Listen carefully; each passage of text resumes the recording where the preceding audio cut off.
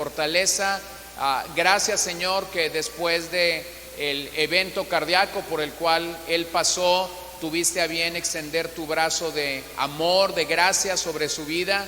Y bueno, Señor, a pesar de lo negro que pudiésemos haber pensado alrededor de él, sus hijos, su esposa, has tenido a bien, Señor, tener un diagnóstico positivo en esta situación, sus arterias limpias, y te damos gracias por ello.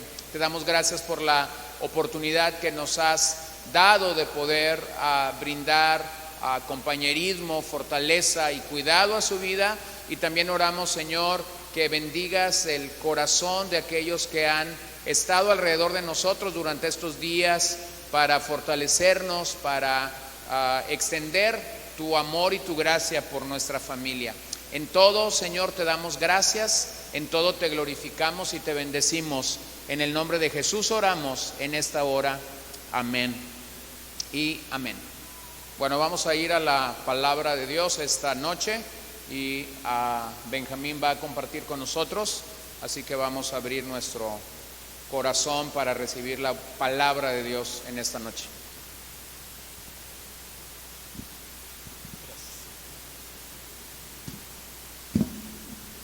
Buenas tardes, casi noches ya.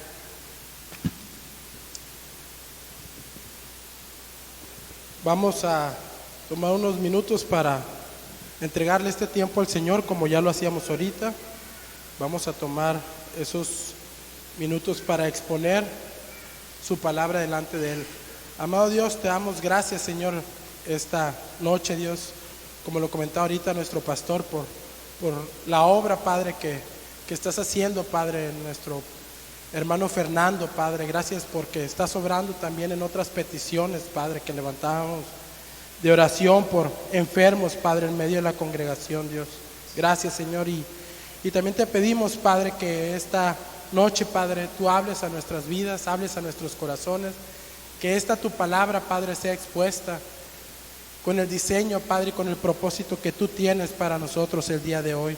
Te pedimos, Padre, que tú hables a nuestras vidas y nos enseñes, Padre, a vivir como iglesia, Padre, a vivir como cuerpo, Dios, a entender y comprender tu palabra, Dios, para conocerte más a ti, Dios, y caminar, Padre, conforme tú quieres que lo hagamos, Padre. Te pedimos que sea tu palabra el día de hoy en nuestros corazones, en nuestras mentes, Padre, y que podamos atesorar tu verdad, Padre, en nuestras vidas. En el nombre de Jesús, Padre, ponemos este tiempo en tus manos. Amén y amén. Bueno, mis hermanos, les voy a pedir que si podemos ir en nuestras Biblias, vamos a ir al Evangelio según San Juan, capítulo 13, y vamos a partir del versículo 31 al 38, y vamos a tomar en especial dos versículos que espero que esta noche el Señor, a través de su Espíritu Santo, nos rete y nos lleve a entender y comprender el propósito de ellos en nuestra vida. Evangelio según San Juan, capítulo 13, del 31 al 38, dice: entonces, cuando salió Jesús, dijo: ahora es glorificado el Hijo del Hombre, y Dios es glorificado en él. Si Dios es glorificado en él, Dios también le glorificará en sí mismo, y le glorificará enseguida. Hijitos, estaré con vosotros un poco más de tiempo. Me buscaréis, y como dije a los judíos, ahora también os digo a vosotros: a donde yo voy, vosotros no podéis ir. Un mandamiento nuevo os doy, que os améis los unos a los otros, que como yo los he amado, así también os améis los unos a los otros. En esto conocerán todos que sois mis discípulos, si os tenéis amor los unos a los otros. Simón Pedro le dijo: Señor, ¿a dónde vas? Jesús le respondió: a donde yo voy, tú no me puedes seguir ahora, pero me seguirás después. Pedro le dijo: Señor, ¿por qué yo no te puedo seguir ahora mismo? Yo daré mi vida por ti. Jesús le respondió: ¿Tu vida darás por mí? En verdad te digo, no contaré el gallo si que antes me hayas negado 3 veces. Y podemos ver estos versículos y nos vamos a centrar en el 34 y 35. Y es interesante poder leer cómo el Señor Jesús en sus últimos momentos antes de ir a la cruz, en esos últimos momentos finales, vemos anteriormente cómo toma ese tiempo para lavar los pies de sus discípulos en algo que es muy conocido por nosotros y una muestra de servicio que nos deja asombrados en gran manera. Y después de eso, Él empieza a hablarles que era necesario que Él fuera a la cruz y que muriera, y que ciertamente sus discípulos no lo entendían en ese momento, pero lo entenderían después. Y en medio de eso, dice también que había angustia en su corazón, estaba en esos momentos finales, nerviosos, y podemos ver cómo en medio de eso se toma este tiempo para dar este último mandamiento, por así decirlo, porque es el mismo mandamiento que ya sabíamos, que ya conocíamos, que estaba en la ley, pero se toma para decirle: hijitos, estaré con vosotros todavía un poco más, y luego me van a buscar, y como le dije a los fariseos, ya no me van a encontrar, pero antes de irme, un nuevo mandamiento les doy, que os améis unos a otros. Y lo leemos y decimos, ok, y después de eso da un sello para esa parte. Dice: en esto conocerán todos que son mis discípulos, si tienen amor los unos por los otros. Y podemos encontrar en estos momentos cómo Él se toma ese tiempo para decirles en medio de esa condición. Y podemos ver por la Escritura que eso es algo que ya estaba en el Antiguo Testamento. Si nosotros nos vamos al libro de Levítico, en el capítulo 19, versículo 18, dice que era un mandato que nos amáramos los unos a los otros. Y eso es algo que estaba en la ley y que estaba ahí para que nosotros de cierta forma lo pudiéramos entender, comprender y aplicar. Pero es interesante cómo se toma ese tiempo para decir: algo nuevo les doy, cuando esto ya había sido dado. Y eso algo nuevo es donde quisiera abundar un poquito más, unos minutos más adelante. Pero primero que quisiera que comprendiéramos el sentido que el Señor Jesús le da a esos versículos, el sentido que les da en ese contexto, en ese tiempo. Y yo creo que muchos de nosotros hemos sentido nervios en muchas etapas de nuestras vidas, hemos sentido miedo, hemos sentido angustia, hemos sentido como esas cosquillitas cuando vamos a enfrentar algo que es desconocido o algo que es nuevo para nosotros. Les puedo decir que pararse aquí no es fácil, y unos minutos antes de pararse empieza esa revolución de cosquillitas, con nervios, con miedo, con preocupación, con tantas cosas.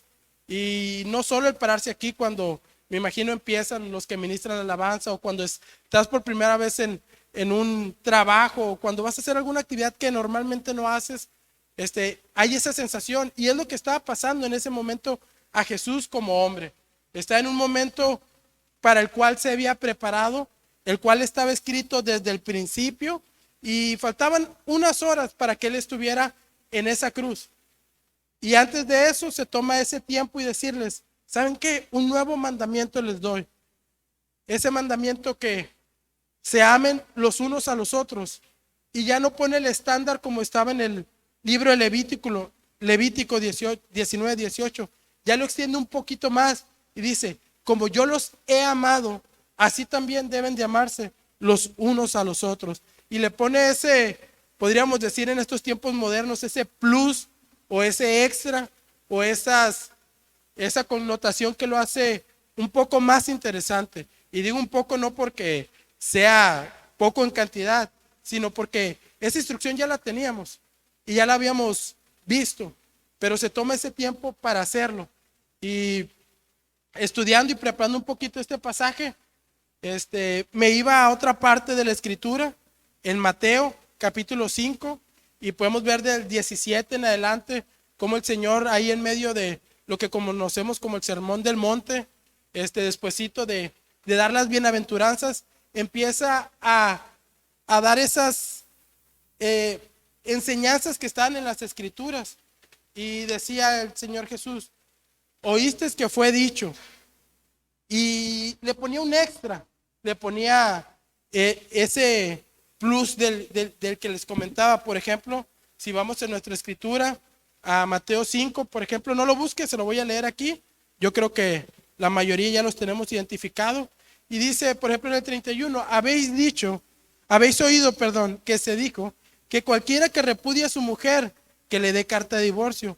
Pero yo les digo que el que se divorcia de su mujer, a no ser por causa de infidelidad, le hace cometer adulterio.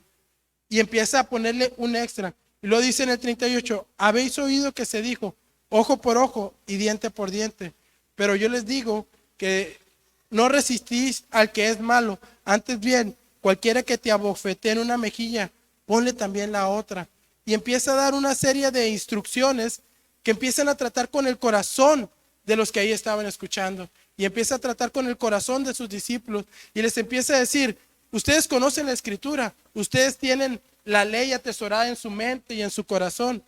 Y a veces son buenos para cumplirla en la rigurosidad de la vida diaria. Pero los quiero llevar un poco más allá. Quiero tratar con su corazón y quiero que puedan identificar que no solo es el acto en sí mismo, sino también esa intención de su corazón. También esa parte que está ahí escondida, que solo Cristo, que solo Dios, que solo el Espíritu Santo puede ver y detectar. Aquella que el ojo del hombre a nuestro lado no se puede dar cuenta y saber cuál es la intención. Porque ciertamente me puedo parar aquí a un lado de mi esposa y decirle, oh, cuánto te amo. Y cuando estamos con las demás personas, ser caballeroso, ser gentil, ser amoroso.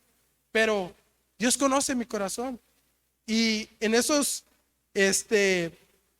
oíste que fue dicho, así le digo yo, los lleva a esa parte, a examinar su vida, a ver más profundamente en su corazón. Y no basta con la parte exterior, sino también es importante ver la motivación que te lleva a cada cosa. ¿Por qué haces lo que haces? ¿Realmente estás pensando en agradar al Señor?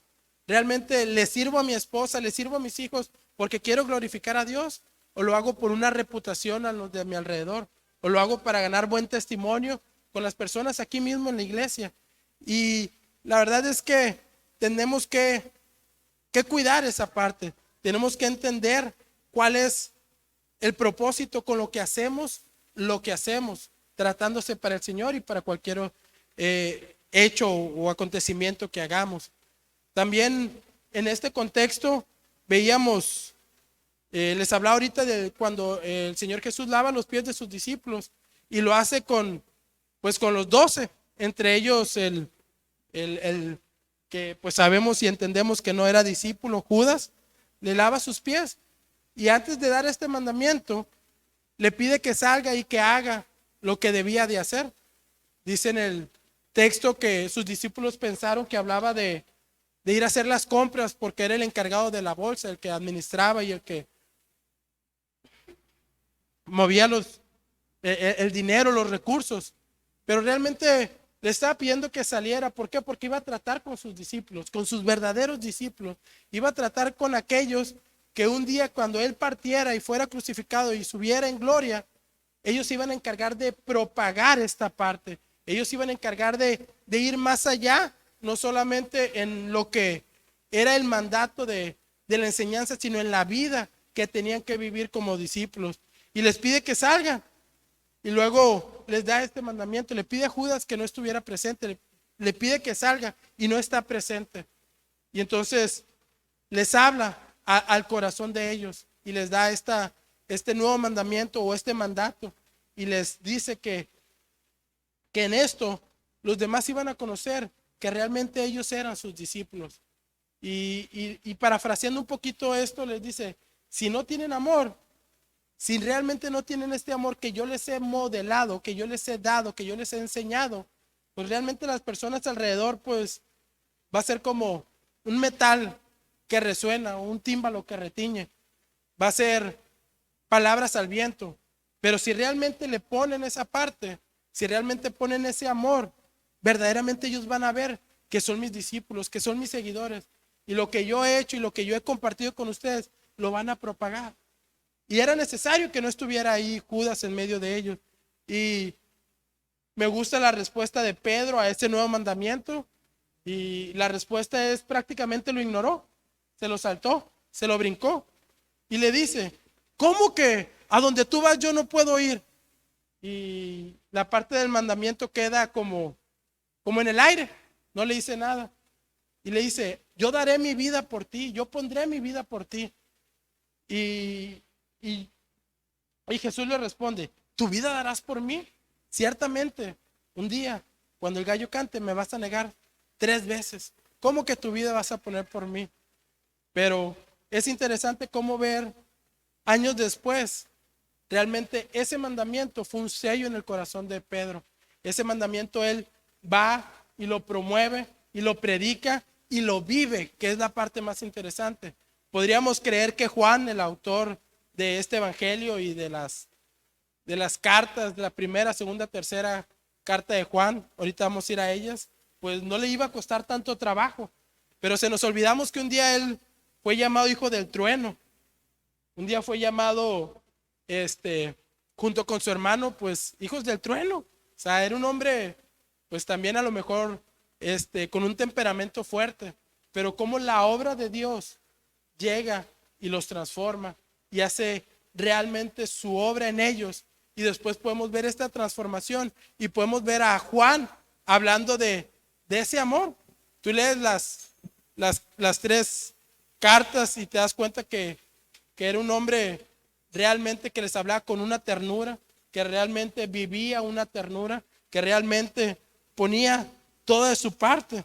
Y vemos a Pedro, ese discípulo que en esos momentos era arrebatado, era áspero, que sacó su cuchillo y cortó una oreja y que lo negó y que era a lo mejor más temperamental, viviendo de la misma manera, diciéndoles hijitos míos, amados míos, mis amados, y de tantas maneras que nos pueden ver mostrar ese amor cálido. Y les voy a pedir que vayamos en nuestra escritura a la primera carta de Juan, capítulo 3.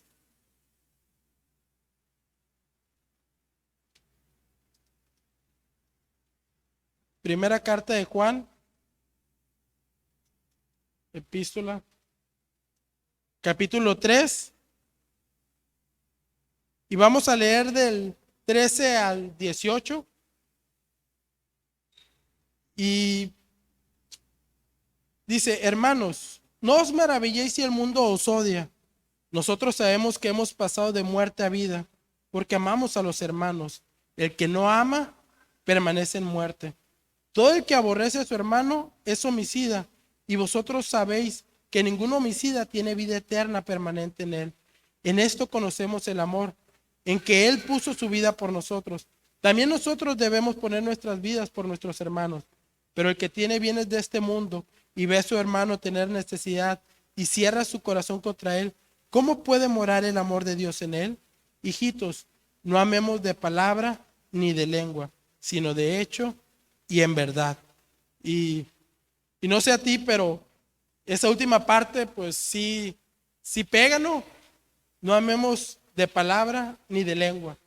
Qué buenos somos para hablar de lengua y de palabra. Qué buenos somos para decirle a nuestros hermanos, mi hermano, te amo, y después murmurar contra él. Qué fácil es decirle a nuestra esposa, a nuestros hijos, te amo, mi vida daría por ti. Y cuando vienen las situaciones complicadas, pues realmente se queda solo en lengua y palabra y se nos olvida la parte de hecho y en verdad. Y fíjense, algo interesante, este mandamiento solo puede ser para aquellos que han nacido de nuevo. Ahorita les compartí y les decía, Judas no lo escuchó, porque Judas no había nacido de nuevo.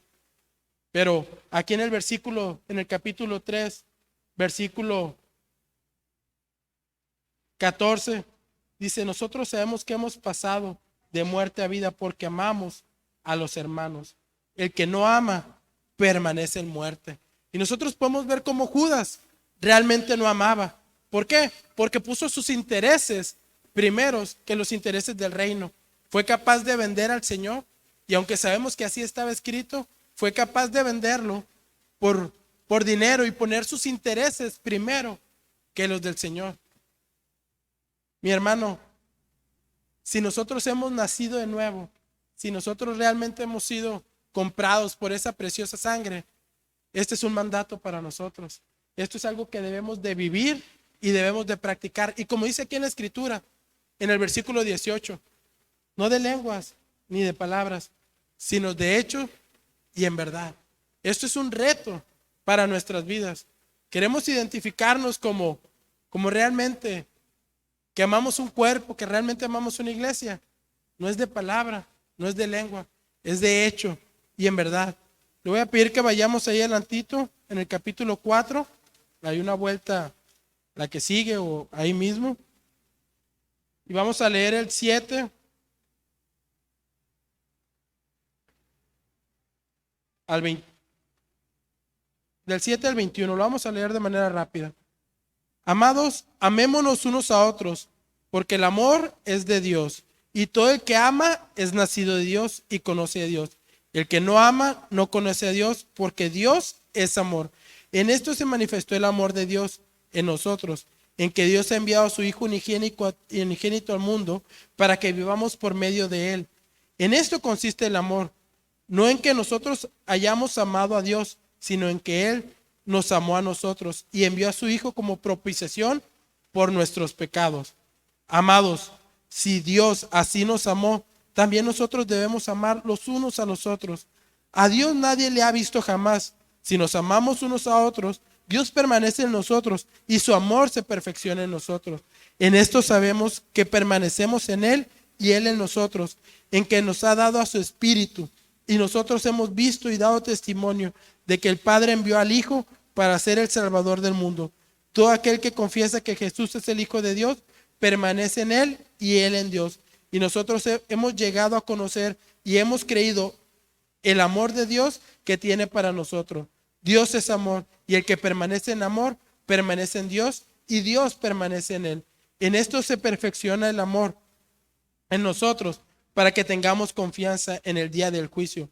Pues como Él es, así somos también nosotros en este mundo. En el amor no hay temor, sino que el perfecto amor echa fuera el temor, porque el temor involucra castigo, y el que teme no es hecho perfecto en el amor.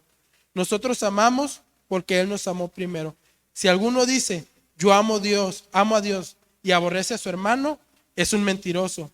Porque el que no ama a su hermano, a quien ha visto, no puede amar a Dios a quien no ha visto. Y este mandamiento tenemos de Él, que el que ama a Dios, ame también a su hermano. ¿Se fija cómo Juan puede recordar ese mandamiento y lo puede estipular y lo puede escribir algunos años después? Y no solo lo escribe, también podemos entender que Él lo vivía. Y entendemos, mis hermanos, que este amor no es un amor que podamos generar, es un amor que proviene de Dios, que es de Dios, que es un atributo de Él y que Jesús lo vivió y nos lo dejó y nos modeló un diseño para que nosotros podamos seguir sus pisadas.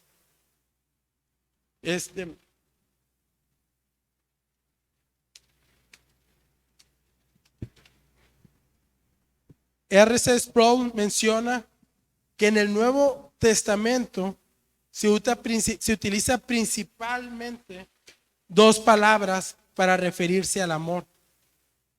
Utiliza dos palabras, una que es fileo, que es la que expresa el afecto que se comparte entre amigos, ese que podemos llamar sentimiento, ese de que tenemos afinidad con unas personas y podemos acercarnos más a unas personas y compartir y tener ciertas similitudes y tener ese amor, ese deseo de agradar a la persona, de estar con la persona, sentirse bien con la persona. Pero también hay otro que es utilizado mayormente, que es el amor ágape o agapao, que es el que se utiliza en este mandamiento, que es el que se menciona, el que menciona el Señor Jesús, y es el mismo que conocemos ahí en Corintios 13 y que es muy conocido y muy usado. Es ese amor, y Él lo describe así como lo describe que es el amor el cual contrasta con nuestros afectos más básicos.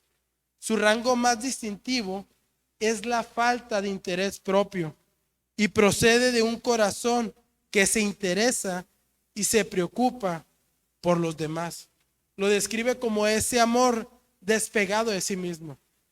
Lo describe como el amor que ve los intereses de la otra persona antes de poner sus intereses propios.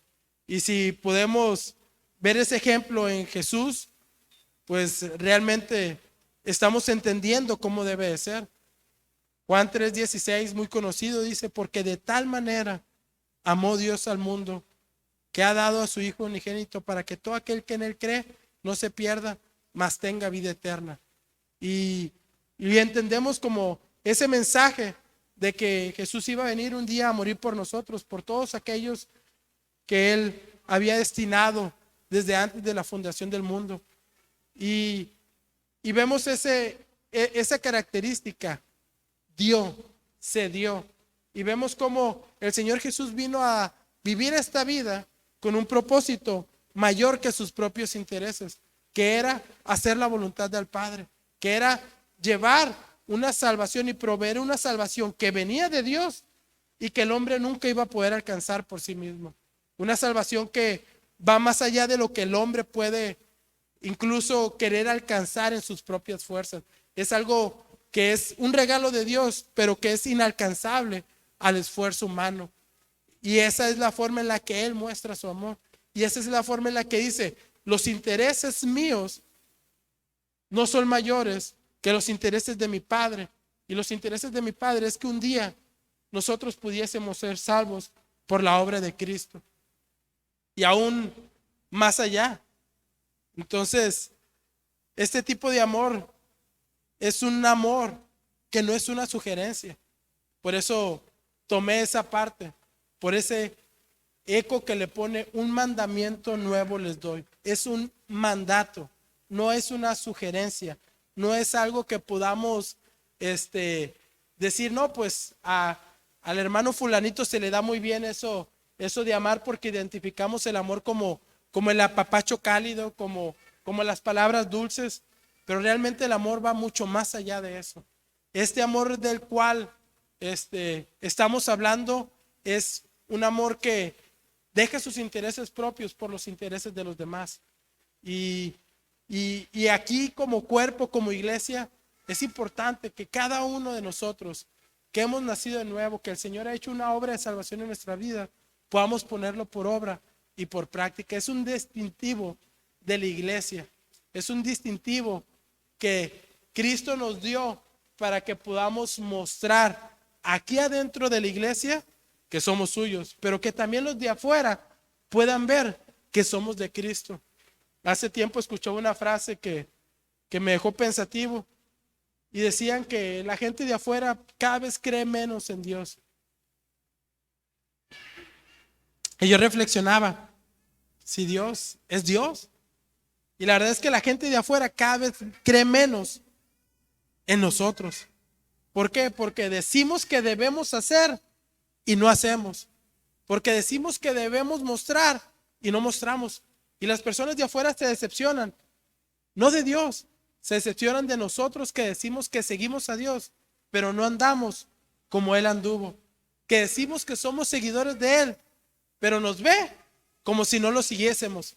Y es triste darse cuenta que, lejos de ser esa ayuda para el Señor, de proclamar su evangelio, en ocasiones llegamos a ser ese estorbo, de no mostrar esas cualidades que el Señor Jesús nos deja para que mostrásemos y que la gente pueda ver que realmente somos de Él. Y yo he encontrado, o más bien tomé 6 características que tiene el amor de Cristo, que podemos encontrar en la Escritura y que nos muestran cómo Cristo lo modeló, o cómo viene de Dios y cómo nosotros tenemos que vivirlo. Y como lo decía ahorita, estas no son sugerencias, estas no son buenas intenciones, este es un mandato: que amemos como Él nos ha amado. Y cuando pone esa parte de como Él lo ha hecho, es por eso que busco características que podamos encontrar en la Escritura y que pueda ser modelada para que no quede en un pensar humano, sino que realmente podamos decir que así vivió. Y el primer punto que quiero resaltar es un amor que Dios da. Es un amor que no es generado por nosotros mismos, que no es un sentimiento, que no es algo que salga de nuestro lindo y hermoso corazón. Dice la Escritura que si algo es engañoso, ¿qué es? Nuestro corazón. ¿Sí? Y este es un atributo de Él. Es un amor que Él nos da y que a través de su Espíritu Santo ha sido derramado en nuestros corazones, como lo leíamos ahorita en Juan. Es un amor que Él nos da y que después, cuando hemos pasado de muerte a vida, a través de su Espíritu Santo es derramado en nosotros y podemos ponerlo por práctica. Es un amor que va mucho más allá de simplemente imaginarlo. Este amor nació, fíjense bien, desde el huerto del Edén hacia el hombre, desde que formó al hombre, o incluso desde antes podríamos decir, pero que es en la soberanía de Dios, que se da en la providencia de Dios, que es algo que nos da y nos sella. Y les voy a pedir que vayamos a Romanos 5, del 1 al 8.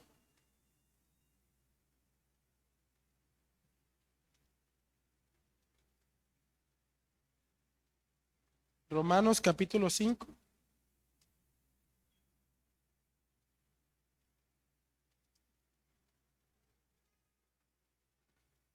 Dice, por tanto, habiendo sido justificados por la fe, tenemos paz para con Dios por medio de nuestro Señor Jesucristo, por medio de quien también hemos obtenido entrada por la fe a esta gracia en la cual estamos firmes y nos gloriamos en la esperanza de la gloria de Dios.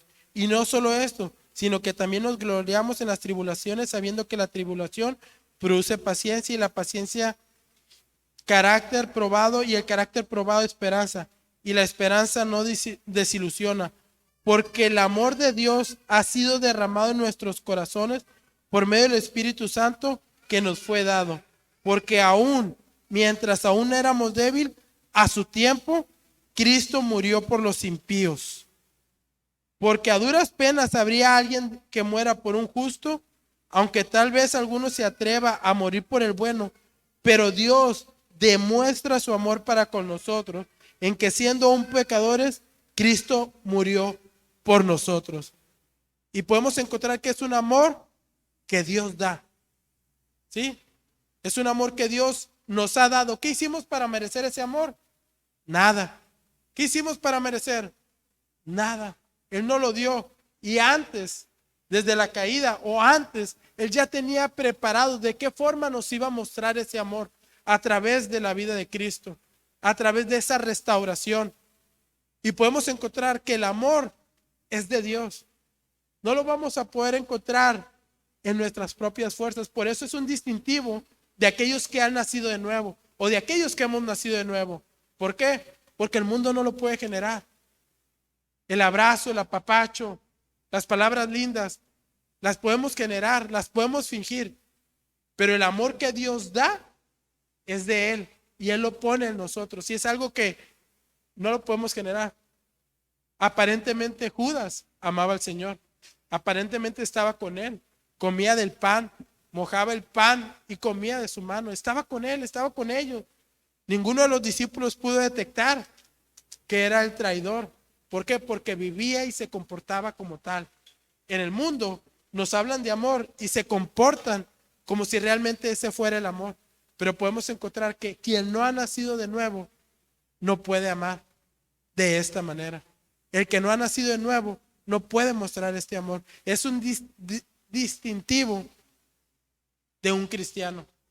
Es algo que caracteriza a aquel que ha nacido de nuevo. Y fíjense bien, el mundo lo va a intentar imitar. Nos va a bombardear con tantas cosas que van a parecer que es amor. Pero en verdad viene de Dios, es de Dios, y Dios aún así lo pone en nosotros a través de su Espíritu Santo. Entonces, mis hermanos, les digo, con el corazón en la mano, si realmente no hemos nacido de nuevo, no esperemos poder entender, comprender, vivir y aplicar las siguientes características. Este es el punto principal y crucial para un cristiano, que haya nacido de nuevo. ¿Por qué? Porque ha recibido el amor de Dios en su vida. Como segundo punto, tenemos un amor que perdona. Un amor que es capaz de buscar perdonar. Y en el mundo es muy fácil esperar pedir perdón. Pero es interesante ver cómo el hombre pecó, pero Dios buscó perdonar al hombre. El hombre no buscó el perdón de Dios. El hombre no fue y le dijo: oh Dios, pequé, perdóname, ¿qué puedo hacer? ¿Cómo le hacemos? Y siguió caminando la generación de los hombres. Y el hombre cada vez se iba alejando más de Dios y se iba alejando más de Dios. Pero el amor de Cristo lo podemos ver en su obra de salvación. El amor de Dios lo podemos ver desde el Génesis, que buscó la manera de reconciliar. Y podemos encontrarnos muchos pasajes en el Antiguo Testamento que nos muestran la intención de Dios por perdonar al hombre. Y podemos encontrar ahí adelantito que derramó la sangre de animales inocentes para vestirlos. Más adelantito podemos encontrar una historia que en la semana nos tocaba compartir con nuestra hija más pequeña, la historia de José. Y era interesante poderle explicar cómo, aun cuando sus hermanos habían lastimado, vendido a José, José, cuando está delante de ellos, se quebranta en su corazón y él va, los abraza y los perdona. Los hermanos de José tenían remordimiento, pero José tenía ese amor capaz de ir a perdonar sin que le pidieran perdón. Y aquí en la iglesia muchas veces como cristianos somos unos divos. Y es que él me ofendió y sí lo voy a perdonar, pero primero que venga y me pida perdón. Sí lo voy a perdonar, pero primero que pague las consecuencias. El amor de Dios busca perdonar. Si alguien tiene alguna ofensa contra su hermano, antes de venir a la cena el Señor, ¿qué hace? Vaya y reconcíliese. Vaya y hágalo. Vaya delante de su hermano y diga: te perdono. Y si he ofendido, me perdonas. Busca arreglar las cosas. Dios buscó cómo perdonar al hombre. Y aunque lo vimos miles de años después, ya estaba en el corazón de él. El hombre pecó, me falló, pero yo lo perdoné. Lo perdoné en la obra de Cristo. Lo perdoné en la cruz del Calvario. ¿Por qué? Porque el amor busca perdonar. Y vayamos en nuestras Biblias a la Escritura, a Efesios capítulo 1.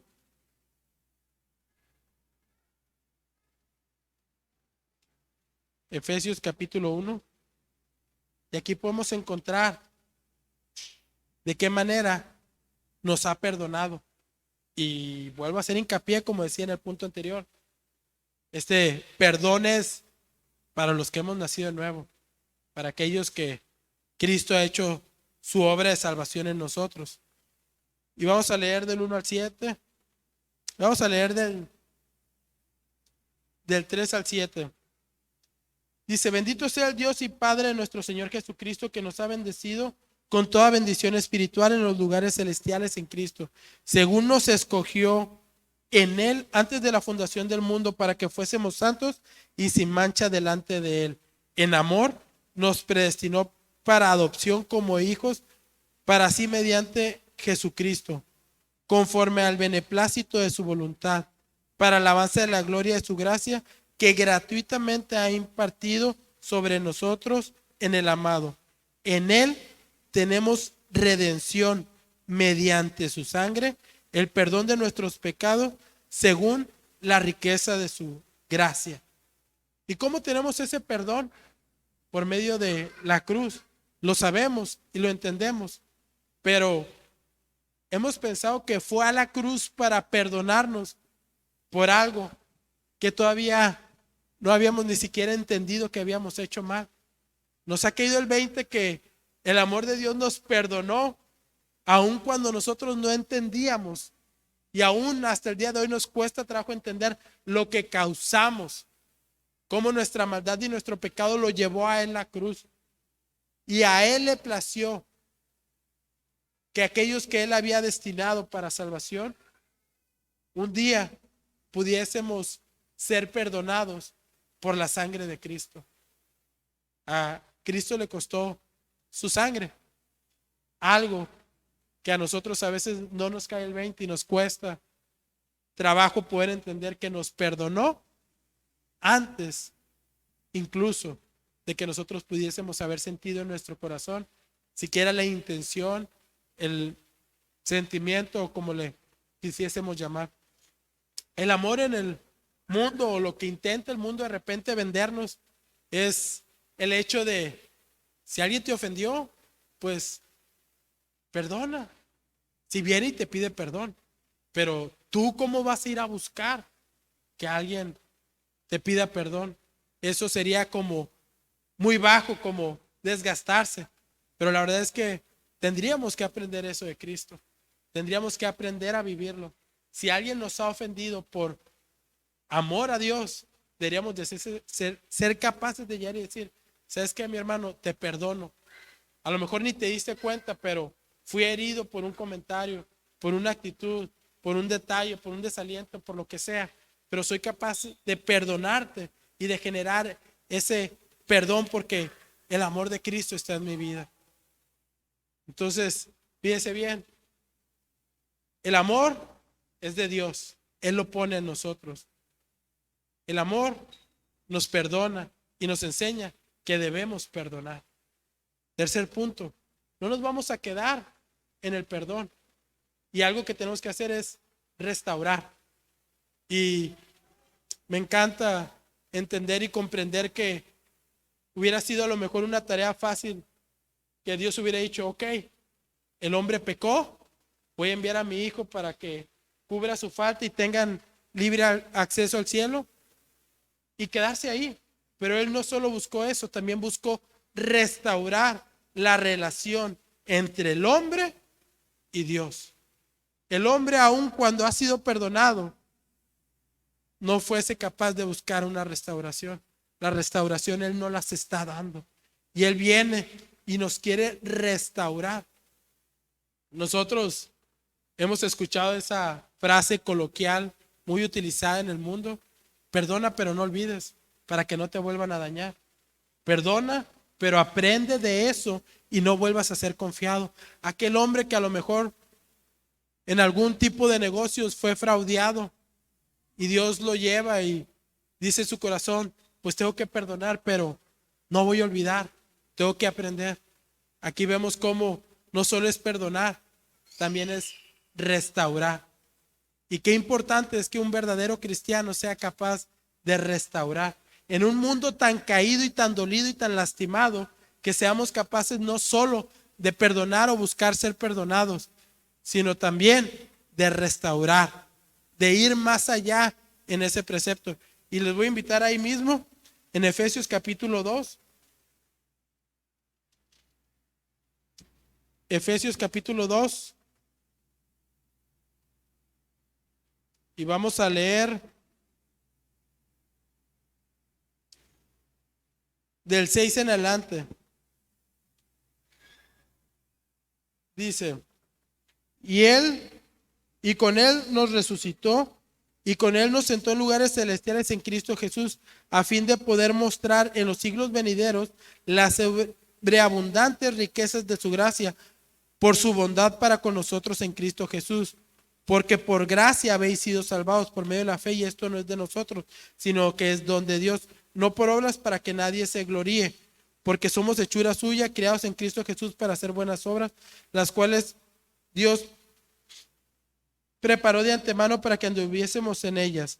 Recordad pues que en otro tiempo vosotros, los gentiles, en la carne llamados incircuncisión por la tal llamada circuncisión hecha por manos de la carne, recordar que en ese tiempo estaban separados de Cristo, excluidos de la ciudadanía de Israel, extraños a los pactos de la promesa, sin tener esperanza y sin Dios en el mundo. Pero en Cristo Jesús vosotros, que en otro tiempo estabais lejos, habéis sido acercados por la sangre de Cristo, porque Él mismo es nuestra paz, quien de ambos pueblos hizo uno, derribando la pared intermedia de separación, aboliendo en su carne la enemistad, la ley de los mandamientos expresados en ordenanzas, para crear en sí mismo de los dos un nuevo hombre, establecido así en la paz, y para reconciliar con Dios a los dos en un cuerpo por medio de la cruz, habiendo dado muerte en ella a la enemistad.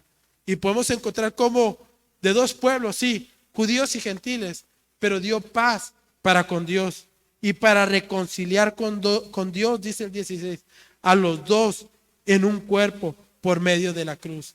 No solo buscó que fuésemos perdonados, también buscó restaurar esa relación. Buscó que pudiésemos entrar al lugar santísimo y pudiéramos orar y levantar nuestra oración y tener confianza de que Él nos escucha. Qué importante es saber que tú puedes levantar tu voz, orar al Padre y Él te escucha.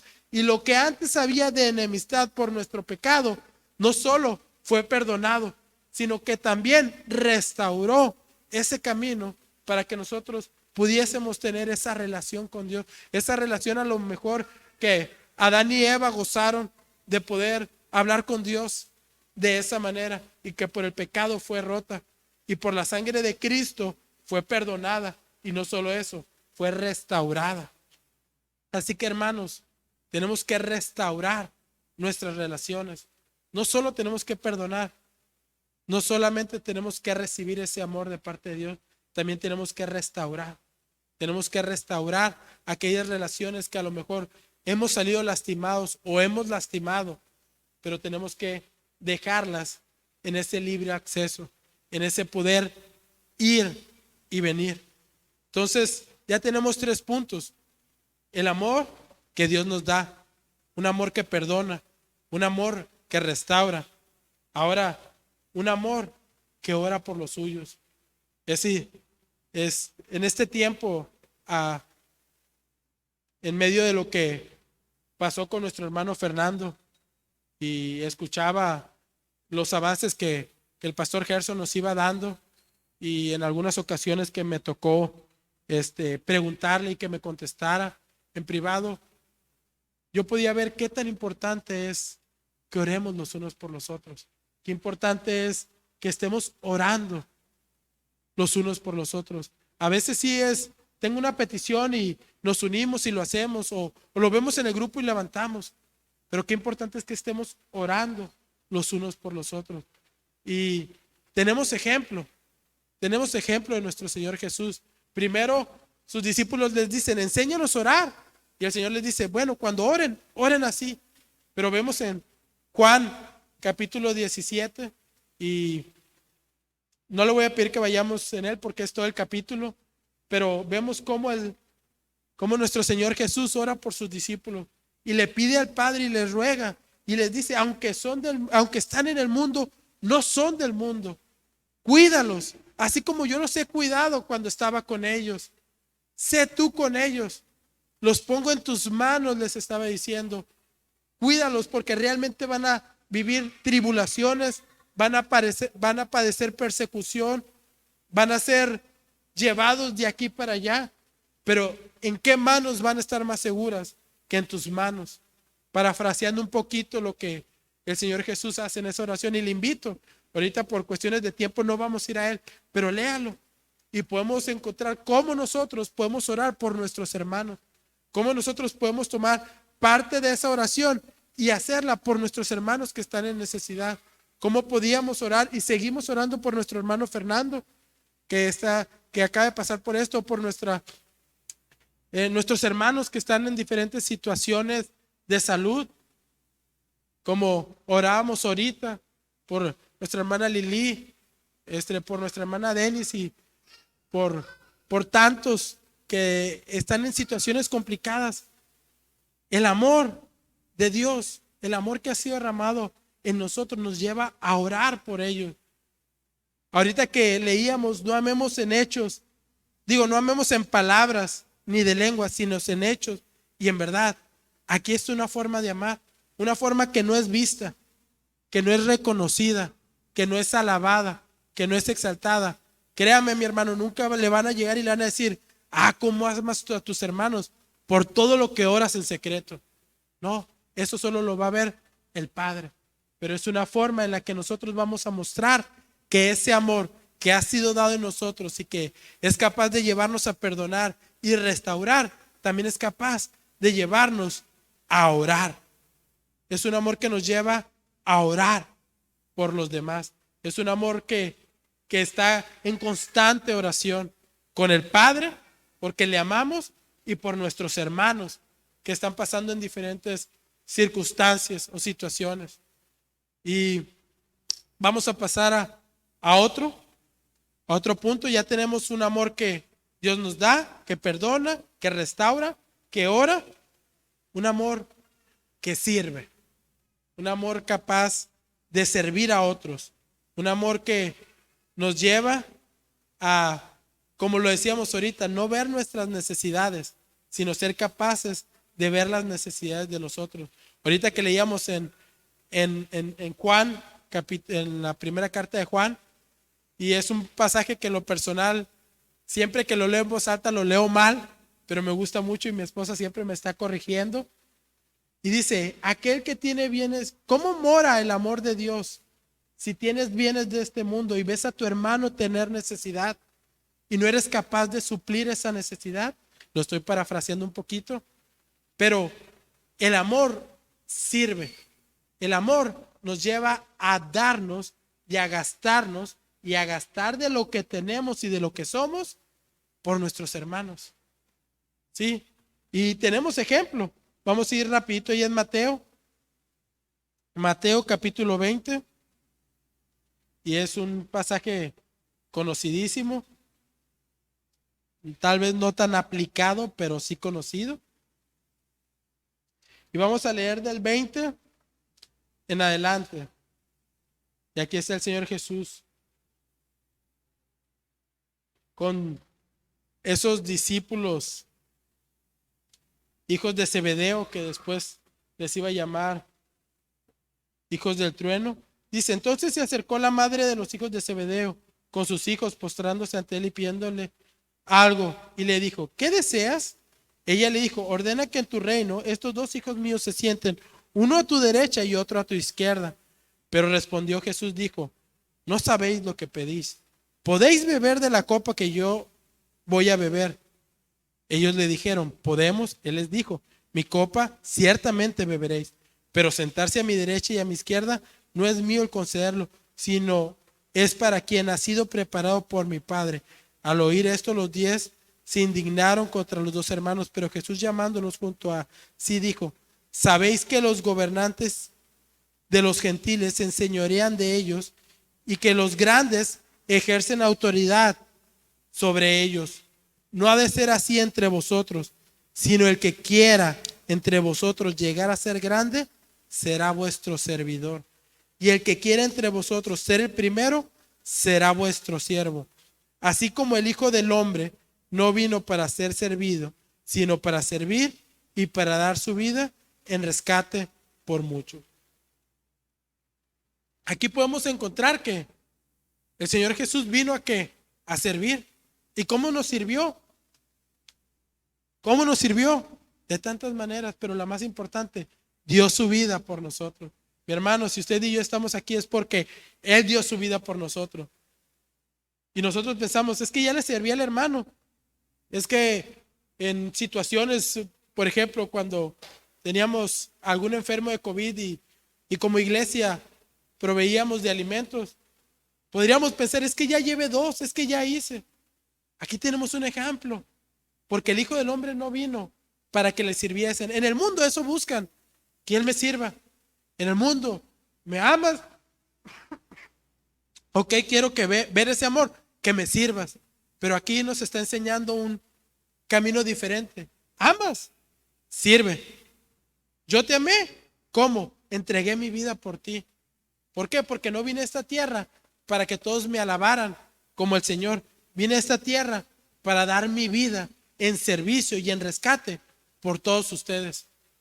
Y nosotros, ¿qué hacemos ante esto? Decimos, ya me cansé, ya fui a limpiar cuando se me citó, ya fui, moví algunas cosas cuando me llamaron, ya serví, ya pertenezco a un ministerio, ya sirvo. Y contrástalo con la obra de servicio de Cristo. Contrástalo con lo que Cristo hizo. ¿Qué tan bajo nos hemos quedado? ¿Qué tan lentos hemos sido en servir cuando tenemos un ejemplo tan grande y tan maravilloso como este? Y un último punto antes de terminar, y que quise tomarlo porque en lo personal es bien importante que esa sea nuestra motivación y que entendamos que se trata de Dios, se trata de Cristo y no de nosotros. Y es un amor que siempre le da la gloria a Dios, que siempre exalta a Dios. Un amor que no es exaltado en sí mismo, sino que le da la gloria a Dios. Y yo les podría decir que si nosotros amamos buscando que Cristo sea exaltado, si nosotros amamos buscando que Dios sea exaltado, vamos a poder encontrar genuinamente cada uno de estos que mencionábamos ahorita. Un amor que perdona, un amor que restaura, un amor que ora por los suyos, un amor que sirve. Lo vamos a poder encontrar en la motivación correcta. Lo vamos a poder hacer de la manera correcta. Y le voy a pedir que vayamos rápidamente ya a Filipenses, en uno de los pasajes a lo mejor más gloriosos que podemos encontrar, que es la humillación y la exaltación de nuestro Señor Jesucristo. Filipenses 2.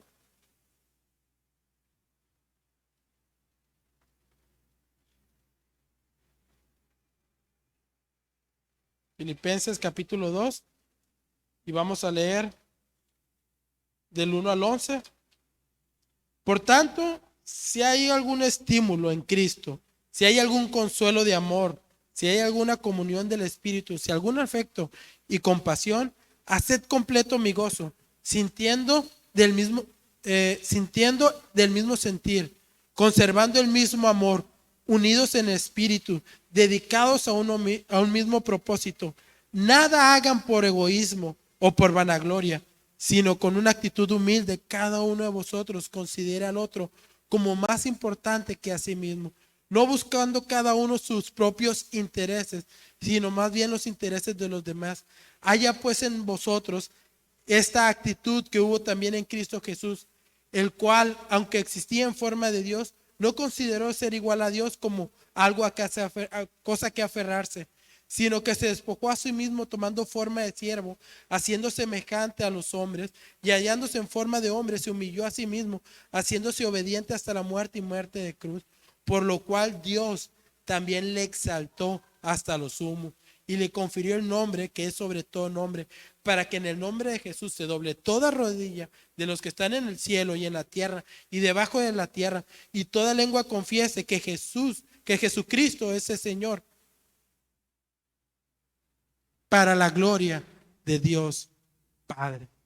Podemos ver la humillación y exaltación de Cristo y podemos encontrar que Cristo es glorioso, que Cristo merece toda la gloria, pero aún Él lo hizo. ¿Para qué? Para la gloria de Dios Padre.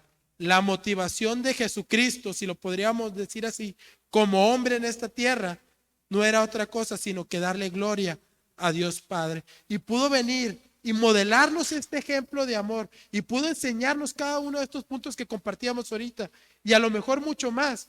¿Por qué? Porque buscaba glorificar a Dios, porque quería enseñarnos que esta forma de amar no es para nosotros, no es para que digan qué bonita iglesia, Vida Nueva, qué bonitos los hijos de Dios. Es para darle gloria a Dios Padre. Y ahorita le ponía ese ejemplo. Qué triste es ver que las personas se decepcionan de nosotros como cristianos. ¿Por qué? Porque no sabemos darle gloria a Dios, porque hacemos las cosas para nosotros mismos y se nos olvida que todo lo que hacemos en esta tierra, ya sea que comamos, ya sea que bebamos, que trabajemos, que no trabajemos, que estudiemos, que vayamos y prediquemos, que sirvamos, lo que hagamos, ¿lo hagamos para qué? Para la gloria de Dios, para la gloria de Dios. Mis hermanos, No se trata de apantallar a la gente de afuera. No se trata de apantallarnos a nosotros mismos. Se trata de darle la gloria a Dios. Se trata de que con esto nosotros podamos verdaderamente mostrar que Cristo ha hecho la obra de transformación en nuestras vidas y que Él está con nosotros, que Él ha sido nuestro Dios y que nosotros hemos creído y somos sus seguidores y somos sus discípulos. En esto conocerán que son mis discípulos. En esto conocerán que son mis discípulos si tuvieren amor los unos con los otros. ¿Quieres mostrar allá afuera que eres de Cristo? Aquí hay 6 pasos y les digo, son algunos, hay muchos más. Pero ¿quieres mostrar a Cristo? ¿Quieres que los de afuera puedan ver y decir, realmente los que viven ahí en Vida Nueva, o los que salen de Vida Nueva más bien a las calles, realmente son de Dios, realmente le dan la gloria a Dios? Y termino con esta parte y les voy a pedir que vayamos a Romanos, capítulo 12. Y en algunas versiones o en algunas escrituras tienen ahí algún subtítulo. Y en algunas dice deberes de los cristianos. En algunas dicen la actitud que debe tener el creyente. Y se lo voy a leer. Vamos a leer del 13 en adelante. Porque en virtud de la gracia que me ha sido dada, digo a cada uno de vosotros, que no piense más alto de sí de lo que debe pensar, sino que piense con buen juicio, según la medida de fe que Dios le ha distribuido a cada uno. Pues así como en un cuerpo tenemos muchos miembros, cuerpo, su iglesia, nosotros, pero no todos los miembros tienen la misma función, así nosotros, que somos muchos, somos un solo cuerpo en Cristo, e individualmente miembros los unos con los de los otros. Pero teniendo dones diferentes, según la gracia que nos ha sido dada, usémoslos. Si el de profecía, uses en proporción a la fe. Si el de servicio, en servir. O el que enseña en la enseñanza. El que exhorta en la exhortación. El que da con liberalidad. El que dirige con diligencia. El que muestra misericordia con alegría. El amor sea sin hipocresía, aborreciendo lo malo, aplicándolo a lo bueno. Sed afectuosos unos con otros, con amor fraternal, con honra, prefiriéndonos los unos a los otros. No sean perezosos en lo que requiere diligencia, fervientes en espíritu, sirviendo al Señor, gozados en la esperanza, preservando en el sufrimiento, dedicados a la oración, contribuyendo para las necesidades de los santos, practicando la hospitalidad, bendecid a los que os persiguen, bendecid y no maldigáis, gozaos con los que se gozan, llorar con los que lloran, tener el mismo sentir unos con otros, no sean altivos en vuestra pensar, sino condescendiendo con los humildes. No seáis sabios en vuestra propia opinión. Nunca paguen a nadie mal por mal. Respetad lo bueno delante de todos los hombres. Si es posible, en cuanto a vosotros dependa, estad en paz con todos los hombres. Amados, nunca os venguéis los unos, nunca nos venguéis vosotros mismos, sino dar lugar a la ira de Dios. Porque escrito está, mía es la venganza, yo pagaré, dice el Señor. Pero si tu enemigo tiene hambre, dale de comer, y si tiene sed, dale de beber, porque haciendo esto, carbones encendidos amontonará sobre su cabeza. 21. No seas vencido por el mal, sino vence con el bien el mal. En este mundo terrenal, sabemos que la maldad va en aumento. En este mundo tan caído, vemos que la sociedad cada vez se desenfrena más, y a lo que llamamos malo, ellos ya lo llaman bueno, ya lo llaman correcto, y ya hacen leyes para aceptarlo, y ya te dicen que es parte de cómo una sociedad debe vivir. Pero nosotros hemos entendido qué es lo que Dios quiere y espera de cada uno de nosotros. Y fíjese cómo termina diciendo el versículo 21.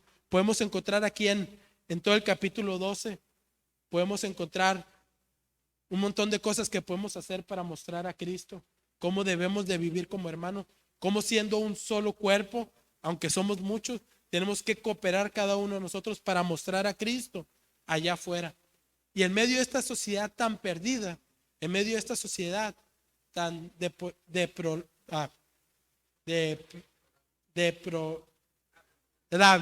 gracias. En medio de todo esto, nosotros no podemos vencer con el mal. sino tenemos que vencer con el bien. Tenemos que mostrar a Cristo donde quiera que nos paremos. Tenemos que mostrar que verdaderamente somos sus discípulos. ¿Y cómo vamos a mostrar que somos sus discípulos? Si tenemos amor los unos con los otros.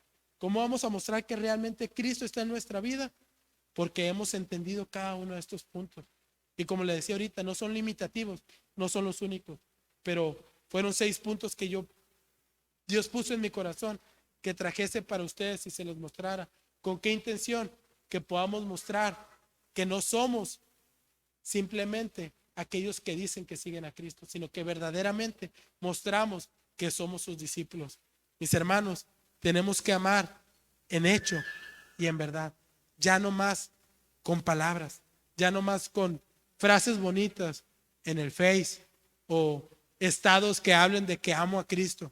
Tenemos que mostrarlo en hechos y en verdad. Tenemos que mostrar dentro de la iglesia que somos de Él y fuera de la iglesia que somos sus discípulos y que la gente pueda ver que realmente seguimos a Cristo. Un verdadero discípulo de Cristo tiene este sello en su corazón. El Señor conoce a los que son suyos y Él les ha amado y ha derramado de ese amor para que podamos amar como Él nos ha amado. Ese es el nuevo mandamiento, que ya no se amen como la sociedad dice que se deben de amar. Ya no se amen por encimita, ya no se amen fraternalmente, que es como lo mencionaba ahorita, sino que nos amemos con ese amor que ha sido de Cristo puesto en nuestras vidas por la obra de su Espíritu Santo. Mis hermanos, no podemos hacerlo si Cristo no está en nuestros corazones. No podemos hacerlo si Cristo no ha sellado esa obra en nosotros. Pero aquí estamos porque creemos que Él ya ha hecho esa obra de salvación en cada uno de nosotros. Ahora nos toca a nosotros mostrar que somos sus discípulos. Él ya te ha sellado con su amor. Él ya lo ha derramado en tu vida. Ahora manifiéstalo. ¿Qué tienes que hacer? Como les leía ahorita el concepto que decía Sproul sobre eso. ¿Qué tiene que hacer? Poner los intereses del otro por encima de los míos. Y no le digo, ponga los intereses de su hermano sobre el suyo, que sí lo debemos de hacer. Pon los intereses de Cristo sobre los de nosotros. Pon los intereses de Cristo. Él vino y dio su vida para que tuviéramos salvación, para que tuviéramos reconciliación, para que pudiésemos orar por nosotros, para que pudiéramos servirnos entre nosotros, pero sobre todo para darle gloria a Dios Padre. ¿Quieres darle gloria a Dios Padre? Ama, ama en verdad, ama.